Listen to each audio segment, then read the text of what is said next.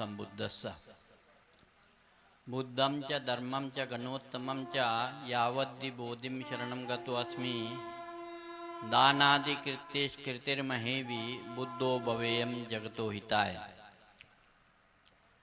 आज ये परम सौभाग्य का विषय है कि हम लोग इस नवें जो आपका बुद्ध चरित कथा होने जा रही है इसमें शामिल हो पाए हैं। इसके पहले 8 कथा हो चुका है यहाँ पर और ये 9वां है और ये सब के लिए बड़ा सौभाग्य हम लोगों को समझना चाहिए। यहाँ पर बौद्ध संघ स्थापित है।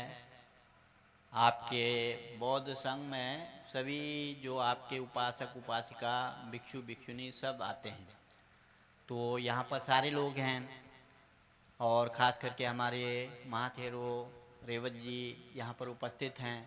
हमारे सारनाथ से वज्र विद्या से खेम्बू गेंदुन जी आए हैं और भी अनेक बिहारों से हमारे भिक्षु लोग यहाँ पधारे हैं और इस विशेष कथा में अपने भागीदार बन रहे हैं। उसको जो है यहाँ पर हम लोग संचालित करने के लिए यहाँ पर उपस्थित हैं और ख़ास करके मैं ये कहना चाहता हूँ कि इस कथा का संचालन या इस कथा में मुख्य जो आपको जो बातें कहेंगे बुद्ध के बारे में, तो हमारे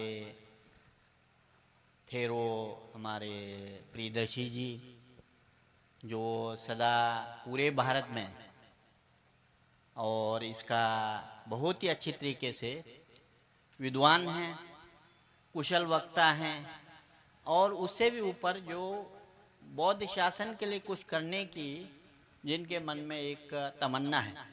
बौद्ध शासन के लिए तो सब करते हैं, लेकिन अच्छे मन से स्वच्छ मन से बुद्ध के जो शासन है, बुद्ध का धर्म है, उसको तमाम जन जन तक पहुंचाने के लिए जो प्रयास हमारे प्रियदर्शी जी कर रहे हैं, इनके साथ इनके मेहतानंद जी हैं और भी लोग हैं और फिर कई संस्थाएं इनसे जुड़ी हैं, तो ये जो है बहुत ही पुण्य का एक जो है अवसर है और ये बड़ा पुण्य के बागी हम लोग कहते हैं कि हम लोग महायान लोग कहते हैं कि 5वां जो हम लोगों का शासन होगा तो मैत्रेय बुद्ध का होगा। हम छोटे थे तो मुझे आज भी याद है, हमारे एक भिक्षुनी नानी थी, तो वो हम लोगों को जब मैं 3-4 साल का था तो हमारे को प्रार्थना के लिए कहती थी और उसमें हम लोग कहते हैं लामदंग को जम्बई छा चलो। तो ऐसा करके हम लोग जो है फिर मैत्री को प्रार्थना करने के लिए कहते हैं और ये सोचने के लिए कहते हैं कि हम ठीक है शाक्यमुनि बुद्ध के समय में हम लोग जो है अरहत पद को प्राप्त नहीं कर पाए, उनके सामने हम लोग जो है मतलब बौद्ध शासन या बुद्ध धर्म को पूरा क्रियान्वयन करने के लिए या उसको हम लोग पालन करके पूरे जो फल हैं, श्रोतापत्ति है, सकदागामी है, अनागामी है, अरहत फल है, उसको प्राप्त करने के लिए नहीं कर पाए। लेकिन हम प्रार्थना करते हैं कि मैत्रेय बुद्ध के समय जो 5वें बुद्ध आएंगे तो उसमें हम लोग जो है सफल हो। तो उसके लिए ये सब है ना, एक ही दिन में हम लोग केवल बुद्ध का जो धर्म है, सद्धर्म है, उसका आचरण करके हम लोग बहुत बड़ा फल प्राप्त नहीं कर सकते। इसके लिए जन्मों जन्मों की आवश्यकता है ना। तो ये जन्मों जन्मों की आवश्यकता में सारे लोग बागी होते हैं। हम लोग यहाँ बैठे हैं और कई तरीके से बुद्ध का जो है आपका बुद्ध के शासन को आगे बढ़ाने के लिए काम कर रहे हैं ना। तो ये आप लोग जो संस्थाएं इसमें काम कर रही है, मैं हर समय इसका जो है विशेष मैं ध्यान दिलाता हूँ कि सारे जो जितने भी संस्थाएं बुद्ध के शासन को आगे बढ़ाने के लिए कार्य कर रही हैं, तो उनको ये ध्यान देना चाहिए कि सब अच्छा काम कर रहे हैं। आपत्ति प्रतिस्पर्धा होनी चाहिए लेकिन द्वेषता नहीं होनी चाहिए। हम लोग हमने देखा है, मैं तो सारे मतलब अधिकतर संस्थाओं के जो कार्यक्रम होते हैं उससे जुड़ा रहता हूँ और जाते रहता हूँ, यहाँ वहाँ घूमते रहता हूँ।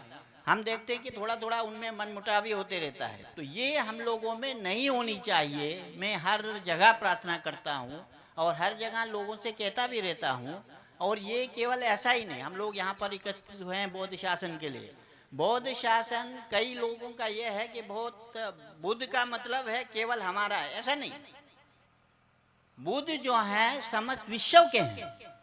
बुद्ध केवल बौद्धों का, हम लोग कहते हैं ना बौद्धों का, तो बौद्धों का हम लोग सामान्य उसमें यूज कर सकते हैं, इसके लिए वो नहीं है। लेकिन केवल बौद्धों के ही नहीं है, बुद्ध संपूर्ण विश्व के हैं। हम तो ये कहते हैं कि जो हम लोग का पृथ्वी, जल, अग्नि, वायु, जो 18 प्रकार की धातुएं हैं, हमारे जो आयतन हैं या सब हैं, तो ये आपका आज जो है हम लोग इन्वायरमेंट से डर रहे हैं, है ना, इन्वायरमेंट बहुत खराब हो रहा है। तो ये क्या है कि हम लोगों ने हर चीज को जो है दूषित कर दिया है ना। वो क्यों दूषित हुआ है? हम लोग सोचते हैं कि हमारा अपना मात्र है, ऐसा नहीं है। सारे जो आपके जितने भी विश्व में प्राणी हैं वो सुख को चाहते हैं। कोई एक प्राणी भी ऐसा नहीं है जो सुख को नहीं चाहता हो, तो सुख को चाहने वाले सब हैं। तो सब, बुद्ध तो कहते हैं ना कि मैं दुखी प्राणी को मुक्त करने के लिए पैदा हुआ हूं ना। बुद्ध का क्या है? बुद्ध का असली धर्म है 4 आर्य सत्य, और 4 आर्य सत्य में आपका जो है दुख समुदय, निरोध और मार्ग है, इसमें सारा समाहित हो जाता है। जितने भी धर्म है, चाहे वो थेरवाद हो, चाहे वो महायान हो, चाहे वज्रयान हो, चाहे आप हम दूसरे धर्मों को भी लें, अज्ञान में कुछ भी करते रहते हैं वो अलग बात है, उसको धर्म से मत जोड़िए। हम कई जगह जाते हैं, कई बार कहते हैं कि दुनिया में धर्म ने जो है सबसे ज्यादा हिंसा किया है। ये बात बिल्कुल गलत है। धर्म ने नहीं किया, जो गलतियां की है या जो हिंसा किया है वो अधर्म ने किया है ना। धर्म कैसा करेगा? धर्म तो शांति की स्थापना करता है, धर्म तो सत्य का प्रतिष्ठापन करता है। सत्य से किसी का हानि होता है?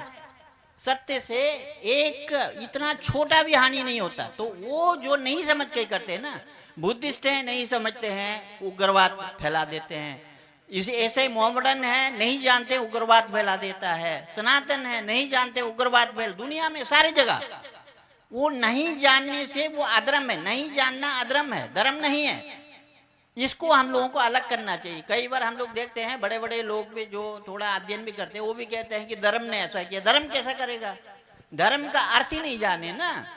धर्म जो है मन को सुकून देने वाला होता है। धर्म वास्तव में हम लोगों को शांति देने वाला होता है।